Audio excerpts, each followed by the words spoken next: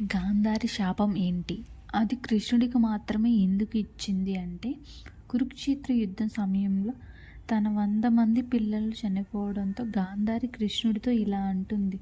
ఈ యుద్ధం జరుగుతుందని నీకు ముందే తెలుసు. అందరూ చనిపోతారని కూడా ముందే తెలుసు. అయినా కూడా ఎందుకు ఆపలేదు అని అంటుంది. నా బాధ నీకు తెలియాలి. నేను నిన్ను శపిస్తున్నాను. ఎలా అయితే నా 100 మంది పిల్లలు నా కళ్ళ ముందే చనిపోయారో, అలానే నీ యదువంశం మొత్తం నీ కళ్ళ ముందే నాశనం అవుతుందని అంటుంది. దానికి కృష్ణుడు, నేను ఈ శాపాన్ని స్వీకరిస్తున్నాను.